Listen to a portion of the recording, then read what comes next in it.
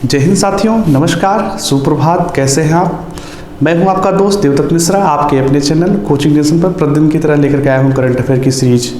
सुबह के 7 बज गए हैं, आप मेरे साथ सुबह 7 बजे पढ़ते हैं करंट अफेयर्स, जिसमें हम देखते हैं न्यूज़ ऐसी जो इम्पोर्टेंट होती है हमारे एग्जाम पॉइंट ऑफ व्यू से।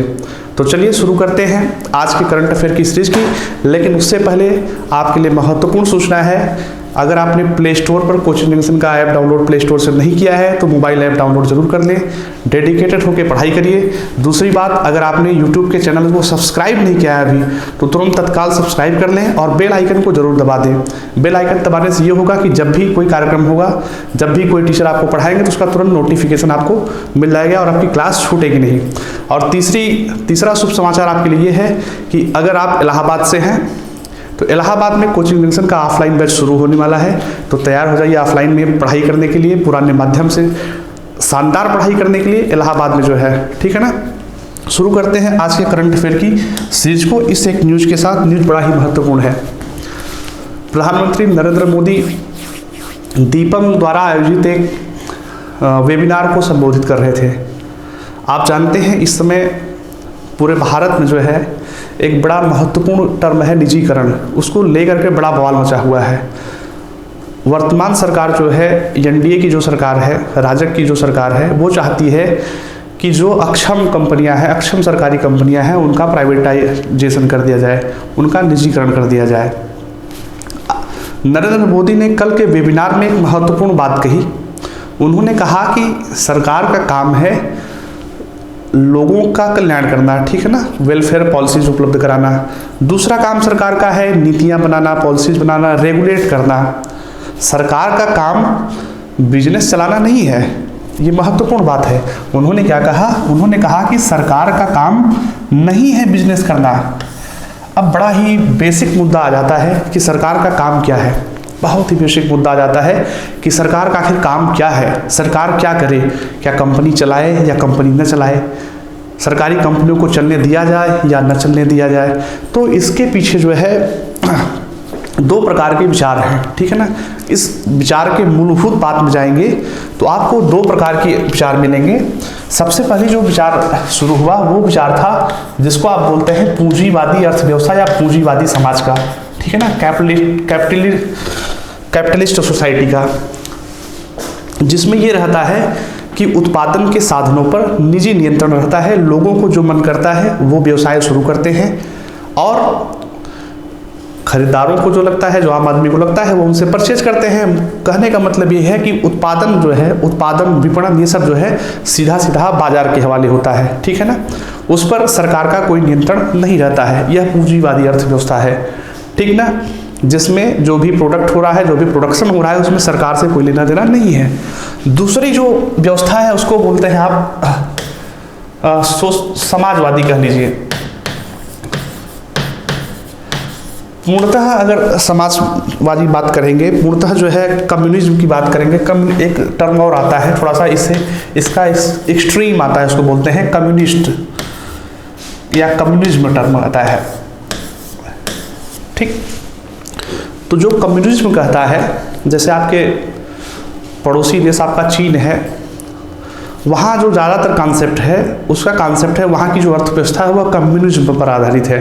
कम्युनिज्म में कहने का मतलब यह है कि उत्पादन के ज़्यादातर साधनों पर सरकार का ही नियंत्रण है। मतलब कम्युनिस्ट का मतलब ही है कि कोई भी कंपनी है, कोई भी चीज़ है, सब किसका है? सब सरकार का है, सब सरकार के हैं, सब सरकारी लोग के हैं, उसका काम देख रहे हैं, ठीक है ना। अब दोनों में मुद्दा कहाँ उभरता है? भारत का मुद्दा ये, तो भारत में जो है निजी कंपनियों को भी व्यापार करने की छूट मिली हुई है और कुछ जो है सरकारी कंपनियां भी, यानी जिसको कम्युनिज्म आप कहते हैं, वो भी जो है चल रहा है। इस प्रकार से आप कहते हैं कि भारत जो है एक मिश्रित अर्थव्यवस्था वाला देश है, ठीक है ना।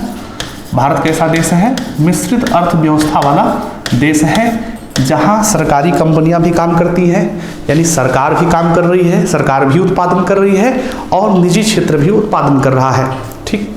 लेकिन मुद्दा प्राइवेटाइजेशन का जो है, क्या यह मुद्दा पूरी तरह गलत है? क्या सरकार की इस नीति से आप बिल्कुल असहमत हैं? क्या सरकारी कंपनियों को ही बने रहने देना चाहिए?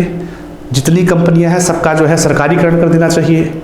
तो इसके मूलभूत मुद्दों में आप जाएंगे तो जैसा कि प्रधानमंत्री जी ने कहा कि सरकार का काम बिजनेस चलाना नहीं है। सरकार का काम उन्होंने बताया कि एक तो सरकार का काम है लोगों की सुरक्षा करना, ठीक है, लोगों की सुरक्षा करना है। दूसरा क्या है, लोगों के लिए वेलफेयर स्कीम्स चलाना, मतलब लोगों के लिए कल्याणकारी योजनाएं लाना सरकार का दूसरा काम है।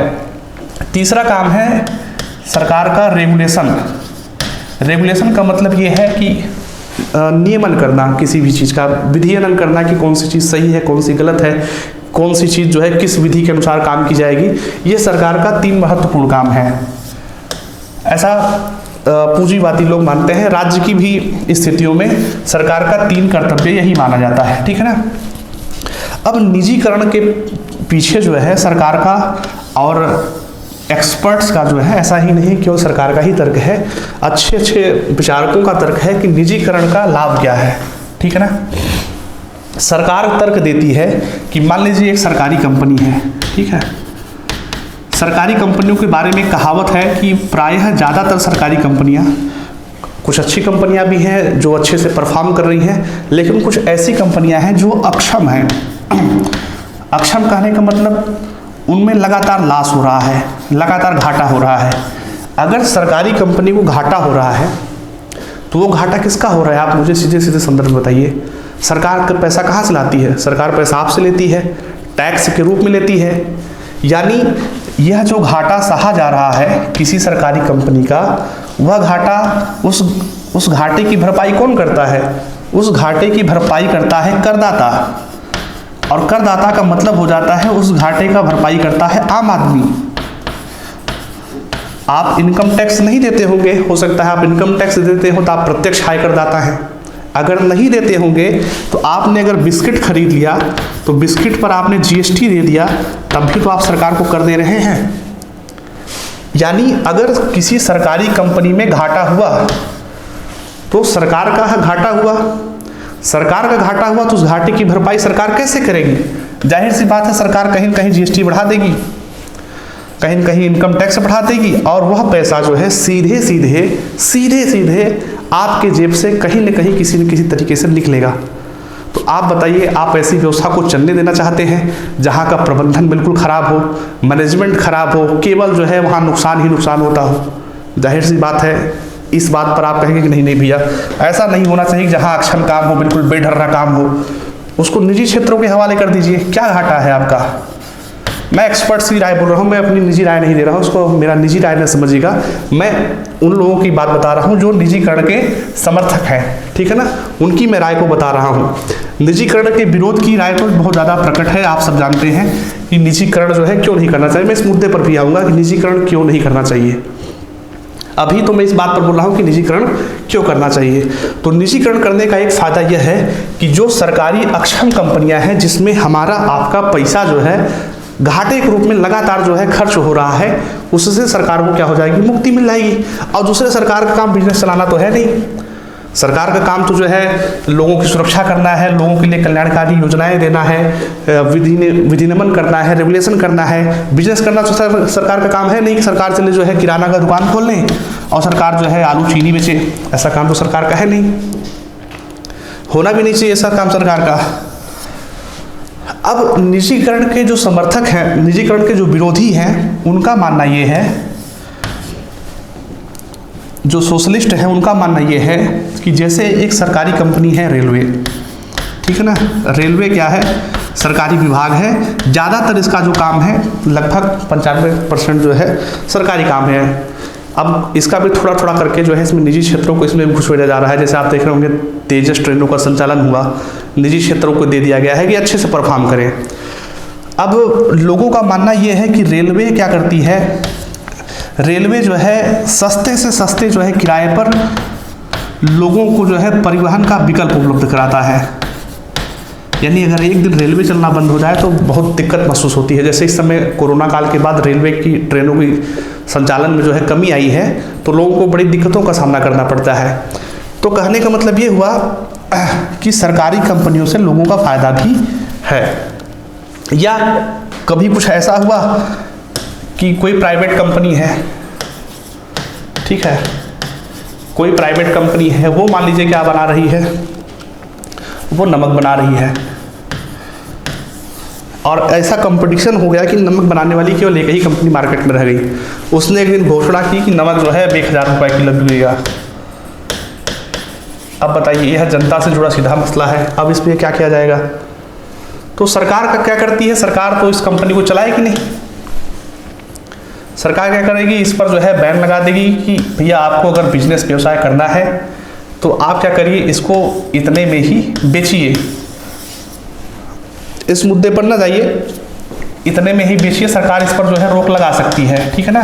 सरकार के पास ऐसे तमाम कानून हैं कि सरकार जो है एक सीमा से ज़्यादा इसेंशियल चीज़ों पर, जो जीवन के लिए आवश्यक वस्तुएं हैं, इसेंशियल कमोडिटीज एक्ट है, आप पढ़े होंगे, इसेंशियल कमोडिटीज एक्ट है, आवश्यक वस्तु सेवा अधिनियम है, जिसके अंतर्गत सरकार जो है आवश्यक चीज़ों पर रोक लगा सकती है कि आप जो है एक सीमा से ज़्यादा जो है सीमा में आप नहीं बेचेंगे। अगर आपका खर्च आता है 3 रुपया पर किलो, तो आप बहुत बेचिए तो 10 रुपये किलो तक बेचिए, इसके बाद से जो है आप ना बेचिए, ठीक है ना। इसके अधीन जो है सरकार क्या कर सकती है, सरकार रोक लगा सकती है। लेकिन हम लोग फिर देखेंगे तो मुद्दे से भटक रहे हैं। हमारा मुद्दा केवल ये है कि क्या निजीकरण कर देना चाहिए या सरकारीकरण कर देना चाहिए। मैं आपसे पूछता हूं कि क्या करना चाहिए, भारत की व्यवस्था को क्या करना चाहिए, पूरी तरह सरकारी कर देना चाहिए या पूरी तरह निजीकरण कर देना चाहिए। आप में से ज़्यादातर लोगों का मानना है कि इसको जो है अभी भी मिश्रित बने देना रहना चाहिए, ठीक है ना। इसको अभी भी थोड़ा सा मिक्स्ड, कुछ क्षेत्रों में निजीकरण को अलाउ कर देना चाहिए, कुछ क्षेत्रों में जो है सरकारीकरण रहना चाहिए। तो सरकार भी यही कर रही है। सरकार चाहती है कि 4 रणनीतिक क्षेत्रों को छोड़ करके, 4 रणनीतिक क्षेत्रों को छोड़कर सभी चीज़ों का क्या कर दिया जाए, प्राइवेटाइजेशन कर दिया जाए। ये सरकार का मैं थिंकिंग बता रहा हूँ, ठीक है ना। मोदी सरकार या एनडीए सरकार की मैं थिंकिंग बता रहा हूँ कि वह करना क्या चाहती है कि केवल 4 रणनीतिक क्षेत्र ऐसे हैं जिन्हें छोड़ करके बाकी का पूरा काम किसको देना चाहते हैं, निजी कंपनियों को देना चाहती है कि सब लोग प्राइवेटली काम करेंगे तो परफॉर्मेंस बढ़ेगी एटलीस्ट, ठीक है ना। क्या बढ़ेगी, परफॉर्मेंस बढ़ेगी। और सरकार जो है अपना ध्यान बिजनेस करने से हटा करके लोगों के लिए कल्याणकारी योजनाएं बनाने में, उसका इम्प्लीमेंटेशन करने में लगाएगी। न कि जो है पता चला लोहे का वो बना रही है, या फिर कह लीजिए कि जैसे तमाम तरह की सरकारी कंपनियां हैं, अभी भी चलती थी, जिंक बना रही है, कुछ और बना रही है। ये सब काम सरकार छोड़ करके क्या करे, केवल 4 क्षेत्रों में, 4 क्षेत्र जैसे क्या हो गया, रेलवे हो गया, परमाणु ऊर्जा हो गया, सेना हो गई, इन सब जैसे 4 क्षेत्रों को छोड़ करके जो है बाकी सरकार क्या करना चाहती है, सभी क्षेत्र जो है प्राइवेट कंपनियों को दे दिया जाए। इससे क्या आएगी, इससे जो है काम में इफिशियंसी आएगी, काम में पारदर्शिता आएगी, इफिशियंसी आएगी। जो काम करेगा उसको पैसा मिलेगा, जो बेहतर काम करेगा उसको बेहतर पैसा मिलेगा। सरकार जो है अपना पूरा का पूरा जो अपनी मशीनरी है उसको लोगों की भलाई में लगाएगी। कहाँ लगाएगी, लोगों की भलाई में लगाएगी, ठीक है ना। चलिए, आपने निजीकरण और सरकारीकरण, ठीक है ना, दोनों के बारे में कुछ जो है जाना, दोनों के पक्ष विपक्ष में आवाज़ सुना। लेकिन मुद्दा आपसे यह, तो अगर आप यूपीएससी मेंस लिखेंगे तो हो सकता है मेंस में आपसे प्रश्न पूछा है जिसमें आप डिस्क्राइब करेंगे, लेकिन शुरुआत में आपको क्या करना पड़ेगा, प्री देना पड़ेगा। या आप उससे लोअर एग्जाम्स की तैयारी कर रहे हैं तो उसमें आपसे जो है केवल ऐसा पॉइंट पूछा जाएगा जो इस पर आधारित हो। तो एक प्रश्न बनता है कि सरकारी कंपनियों के निजीकरण का कार्य कौन सा विभाग देखता है, ठीक है ना। सरकारी कंपनियों के निजीकरण का काम कौन सा विभाग देखता है, या कह लीजिए कि सरकारी कंपनियों का ही पूरा काम कौन सा विभाग देखता है। वित्त मंत्रालय का विभाग है, वित्त मंत्रालय का कौन सा विभाग जो है इसे देखता है, ठीक है। तो उसका सही जवाब जान लीजिए, वित्त मंत्रालय का निवेश एवं सार्वजनिक संपत्ति प्रबंधन विभाग है, जिसको शॉर्ट फॉर्म में कहते हैं दीपम। क्या बोलते हैं, दीपम। दीपम का नाम हो गया department of investment promotion and management, ठीक है ना। क्या हो गया, मैनेजमेंट हो गया। दीपम का जो है पूरा नाम हो गया निवेश एवं सार्वजनिक संपत्ति प्रबंधन विभाग, ठीक है ना, उसका क्या नाम हो गया, दीपम। यह जो है क्या करता है, यह सरकारी कंपनियों के निजीकरण का काम देखता है। किस सरकारी कंपनी का प्राइवेटाइजेशन करना है, यह काम कौन देखता है, दीपम करता है। दीपम का मतलब निवेश एवं सार्वजनिक संपत्ति प्रबंधन विभाग, इस पॉइंट को नोट कर लीजिए। यह विभाग वित्त मंत्रालय का हिस्सा है। किसका हिस्सा है, वित्त मंत्रालय का हिस्सा है। कभी कभी यह प्रश्न पूछ लिया जाता है कि निवेश एवं सार्वजनिक संपत्ति प्रबंधन विभाग किस मंत्रालय का हिस्सा है, तो आप जो है वाणिज्य और उद्योग मंत्रालय टिक करके न आइएगा, ठीक है ना, क्योंकि विकल्प में वाणिज्य और उद्योग मंत्रालय का ऑप्शन जरूर दिया रहेगा, ठीक है ना। आपको कंफ्यूज करने के लिए इस मंत्रालय का नाम दिया रहेगा, लेकिन इस मंत्रालय के अधीन दीपम नहीं आता है। दीपम किसके अधीन आता है, वित्त मंत्रालय के अधीन आता है, ठीक है ना। चलिए अगले मुद्दे पर चलते हैं। अगला मुद्दा है स्पुतनिक के इमरजेंसी इस्तेमाल को लेकर के। हेडलाइन है स्पुतनिक 5 वैक्सीन को इमरजेंसी इस्तेमाल की इजाज़त नहीं है अभी। DCGI ने मांगा अतिरिक्त डाटा। तो सबसे पहले आपको जानना होगा कि स्पुतनिक 5 क्या है, फिर आपको थोड़ा सा जानना होगा कि DCGI क्या है, फिर जानना होगा कि इसको भारत में इमरजेंसी इस्तेमाल करने के लिए किस कंपनी ने आवेदन दिया है, और फिर आपको जानना होगा कि यह किस रोग के विरुद्ध जो है वैक्सीन है। तो आप जानते हैं इस समय जो है कोरोना बूम पर है। कोरोना के टीकाकरण को लेकर के विश्व का सबसे पहला वैक्सीन जिसे लगाने की अनुमति दी गई, उसी वैक्सीन का नाम है स्पुतनिक 5। क्या नाम है, स्पुतनिक 5, ठीक है ना। यह जो है दुनिया की सबसे पहली वैक्सीन है जिसे लगाने की अनुमति दी गई। कहाँ की वैक्सीन है, वैक्सीन है रूस की। यानी इस प्रश्न का सही जवाब हो गया स्पुतनिक 5 का विकास किस देश में हुआ था, स्पुतनिक 5 का विकास हुआ है रूस में, ठीक है ना। रूस का एक गामलेया संस्थान है, ठीक है ना, और वहाँ की डिफेंस रिसर्च एकेडमी है। दोनों जो है मिल करके स्पुतनिक 5 का जो है विकास किए हैं। यह कोरोना की वैक्सीन है। किसकी वैक्सीन है, कोरोना का टीका है, जिसे जो है रूस में लगाया गया। रूस में जो है इसके इमरजेंसी प्रयोग की अनुमति दी गई है, ठीक है ना, इमरजेंसी प्रयोग की अनुमति मिली हुई है। अब जानिए कि भारत में कोरोना का कौन कौन सा टीका प्रचलन में है। कोरोना वैक्सीन का यानी कोविड-19 जो इसका ऑफिशियल नेम है, कोविड-19 के कौन कौन से टीके भारत में लगाए जाने के लिए अनुमति प्राप्त है। तो आपको मैंने 2-3 वीडियो में बता दिया है, आप जानते भी हैं कि इस समय भारत में कोरोना वैक्सीन की 2 प्रकार की कोरोना वैक्सीन को लगाने की परमिशन मिली हुई है। सबसे पहले जो वैक्सीन है उसका नाम है कोविशील्ड। क्या नाम है, कोविशील्ड। कोविशील्ड के बारे में आप जानते हैं, यह वैक्सीन, इस वैक्सीन का विकास किया है ऑक्सफोर्ड और एस्ट्राजेनेका नाम की कंपनी ने, ठीक है ना। किसने विकसित किया है, ऑक्सफोर्ड और एस्ट्राजेनेका नाम की कंपनी ने इसका विकास किया है। ऑक्सफोर्ड कहाँ है, लंदन में है। भारत में इस वैक्सीन का उत्पादन कर रहा है सीरम इंस्टीट्यूट ऑफ इंडिया नाम करके, विश्व की सबसे बड़ी जो है दवा बनाने वाली कंपनी डोज के मामले में वह उत्पादन कर रही है। सीरम इंस्टीट्यूट ऑफ इंडिया का मुख्यालय है पुणे में, ठीक ना। दूसरी जो वैक्सीन कोविड-19 की भारत में प्रयोग को इजाजत दी गई है उसका नाम है कोवैक्सीन। कोवैक्सीन का निर्माण किया है भारत बायोटेक ने। किसने निर्माण किया है, भारत बायोटेक ने निर्माण किया है। और यह जो है स्वदेशी रूप से विकसित टीका है, यानी इसका रिसर्च भी यही हुआ है, इसका विकास भी यही हुआ है और इसका प्रोडक्शन भी यही हो रहा है, ठीक है। तो आपने जाना कि भारत में कोविशील्ड और कोवैक्सीन 2 दवाइयों के उपयोग की इजाज़त मिली हुई है, 2 दवाइयों के टीकाकरण की अनुमति मिली हुई है।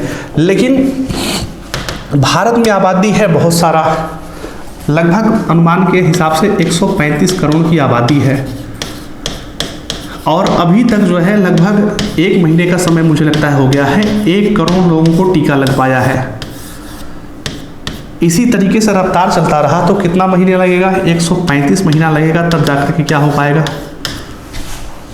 सबको टीका लग पाएगा। अगर ऐसे ही डोज रही तो 135 महीना मतलब कितना हो गया, आप काउंट करिए, वर्ष से भाग करिए, 10 साल लग जाएंगे सबका टीकाकरण करने में। बड़ी भारी स्थिति है। तो मतलब एक दो कंपनियां जो है मिल करके इतना टीका जो है बनाने में सक्षम नहीं है जितना भारत के लोगों को आवश्यकता है। तो और सारी कंपनियां जो है इसी लाइन में लगी हुई हैं।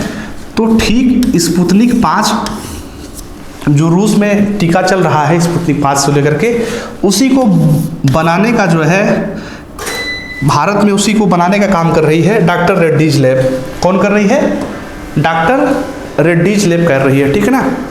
डॉक्टर रेड्डीज लैब ने क्या किया है, उसके इमरजेंसी ऑथराइजेशन के लिए अनुमति मांगा है, ठीक है ना।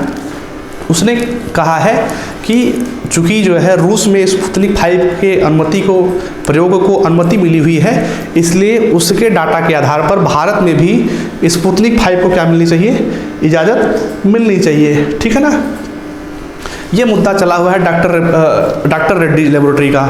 सरकार ने क्या कहा, DCGI ने कहा, director control general of India ने कहा कि जो data doctor Reddy's laboratory produce कर रही है वह डाटा जो है पर्याप्त नहीं है, यानी उस डाटा के आधार पर वैक्सीन के उपयोग को अनुमति नहीं दी जा सकती है, ठीक है ना।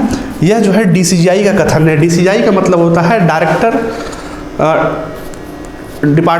DCGI मतलब क्या होता है, DCGI जो है किसी भी दवा को अप्रूव करता है भारत में, ठीक है ना। DCGI क्या करता है, किसी भी दवा को भारत में अप्रूव करता है, ठीक है।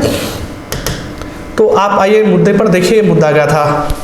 थोड़ा सा इशू है फ्लक्चुएशन का, डजेंट मैटर, ये चलता रहता है, ठीक है ना। इसको आप गंभीरता से नहीं लेंगे। हम लोग देख रहे थे स्पुतनिक 5 को, तो स्पुतनिक 5 की जो है इमरजेंसी ऑथराइजेशन की अनुमति को मांग रही है डॉक्टर रेड्डीज लेबोरेटरी करके एक कंपनी है, डॉक्टर रेड्डी लेबोरेटरी। वह जो है परमिशन मांगी सरकार के किससे, DCGI से, ठीक है ना।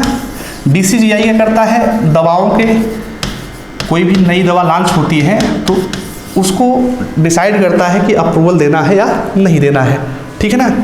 तो स्पुतनिक 5 का जो है भारत में प्रोडक्शन कौन करने जा रही है, डॉक्टर रेड्डीज लेबोरेटरी करने जा रही है, लेकिन DCGI ने उसकी अनुमति नहीं दी, कहा कि जो है डाटा अपर्याप्त है, ठीक है ना। डेटा क्या है, इनसफिशिएंट है, ठीक है ना। चलिए अगले न्यूज़ पर चलते हैं। अगला न्यूज़ क्या है, अगला न्यूज़ है भारत चीन सेना से संबंधित है। यमयम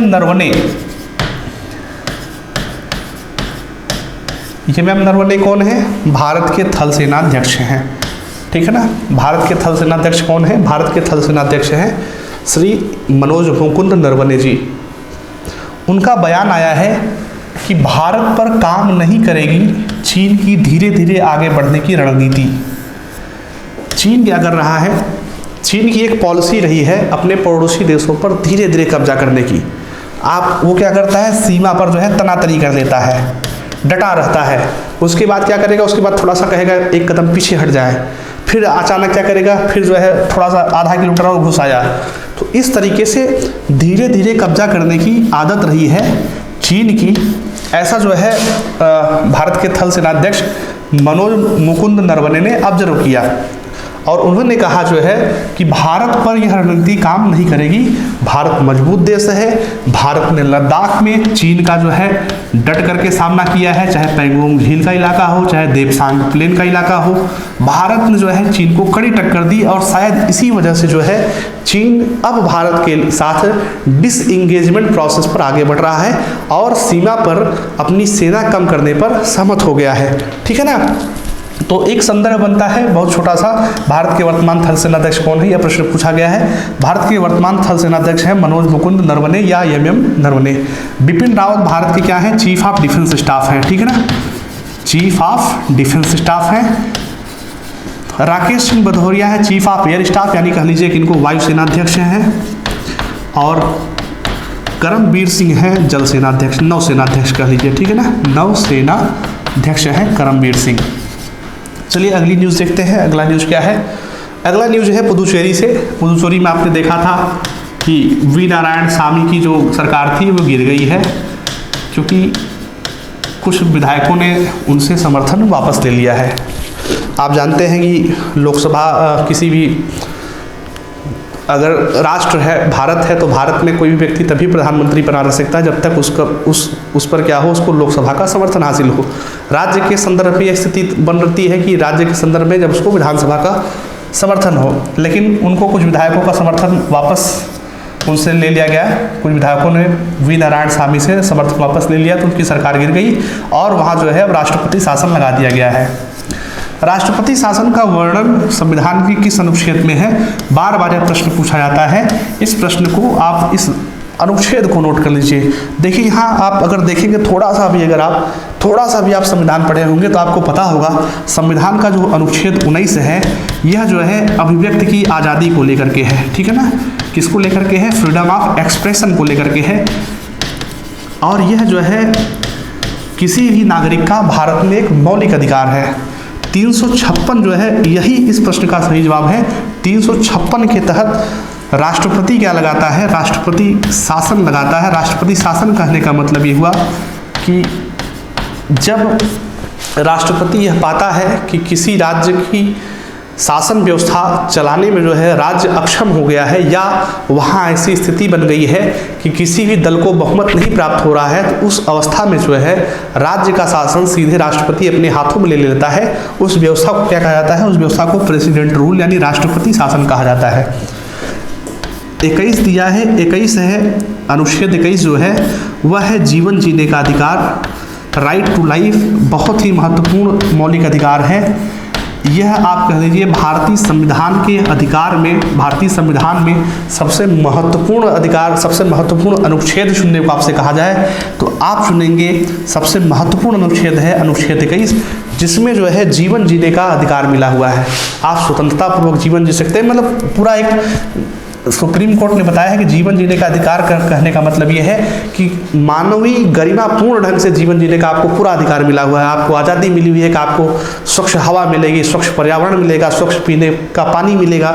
ये सब तमाम तरह के अधिकार जो है आपको अनुच्छेद 21 के तहत मिले हुए हैं। और अनुच्छेद 370 आप जानते हैं यह जम्मू कश्मीर के प्रशासन से संबंधित था, ठीक है ना। जम्मू कश्मीर के प्रशासन से संबंधित था, लेकिन इस समय जो है इसकी इफेक्टिव वैल्यू क्या है? इसकी इफेक्टिव वैल्यू है 0। संविधान में 370 तो लिखा हुआ है अभी भी, लेकिन इसकी इफेक्टिव वैल्यू इस समय क्या है? 0 है, ठीक है। आपने समझा? इस प्रश्न के साथ जो है इस कार्यक्रम को जो है इस अगले प्रश्न के साथ जो है विदा लेना चाहेंगे। एक बड़ा ही मतलब अचानक सी न्यूज आई है मोटेरा को लेकर के। किसको लेकर के? मोटेरा को लेकर के एक न्यूज आई है। थोड़ा सा विवाद उत्पन्न हो गया है। मोटेरा इस समय क्या है? विश्व का सबसे बड़ा क्रिकेट स्टेडियम बन गया है मोटेरा में, ठीक है ना। प्रश्न क्या पूछा गया आपसे? विश्व का सबसे बड़ा क्रिकेट स्टेडियम कहाँ है? तो आप बताएंगे मोटेरा यानी अहमदाबाद में है, ठीक है ना। मोटेरा अहमदाबाद के पास ही है, मोटेरा है, वहाँ क्रिकेट स्टेडियम है। पिछली बार आपने देखा था डोनाल्ड ट्रंप की सभा वगैरह भी हुई थी। विवाद इस पर इसलिए हो गया है क्योंकि इस क्रिकेट स्टेडियम का नाम बदल करके कर दिया गया है नरेंद्र मोदी स्टेडियम। क्या कर दिया गया है? नरेंद्र मोदी स्टेडियम। तो विपक्षी पार्टियां जो है स्टेडियम, ठीक है ना, विपक्षी पार्टियां जो है सरकार को निशाने पर ले रही हैं कि सरकार में केवल हमारे दो सरकार चला रहे हैं। और सरदार पटेल इसका पुराना नाम था, सरदार पटेल जी का जो है अपमान हो रहा है, ये हो रहा है, तमाम नाम है। केंद्र सरकार ने स्पष्टीकरण दिया कि केवल स्टेडियम का नाम जो है बदल करके नरेंद्र मोदी स्टेडियम हुआ है। बाकी वह परिसर अभी भी सरदार पटेल के नाम पर ही है। पूरा का पूरा जो कॉम्प्लेक्स है, पूरा का पूरा जो कैंपस है वह जो है सरदार पटेल कैंपस के नाम से ही जाना जाएगा। लेकिन स्टेडियम का नाम बदल कर क्या कर दिया गया है? नरेंद्र मोदी स्टेडियम कर दिया गया है। प्रश्न क्या बनता है आपके एग्जाम के लिए? विश्व का सबसे बड़ा क्रिकेट स्टेडियम कहाँ है? तो आप सही जवाब लगाएंगे मोटेरा अहमदाबाद। विश्व का सबसे बड़ा क्रिकेट स्टेडियम मोटेरा अहमदाबाद। चलिए इस प्रश्न के साथ आज के इस करंट अफेयर्स से लेते हैं हम अलविदा।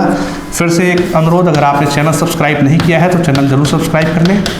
अपने मित्रों को भी चैनल जरूर सब्सक्राइब करें। इसी तरीके से कोचिंग जंक्शन चैनल पर आप लगातार बने रहें, अपडेट रहें, अपनी पढ़ाई को उच्च स्तर तक पहुँचाएँ टीचर्स के सहयोग से। धन्यवाद, नमस्कार, आपका दिन शुभ रहे।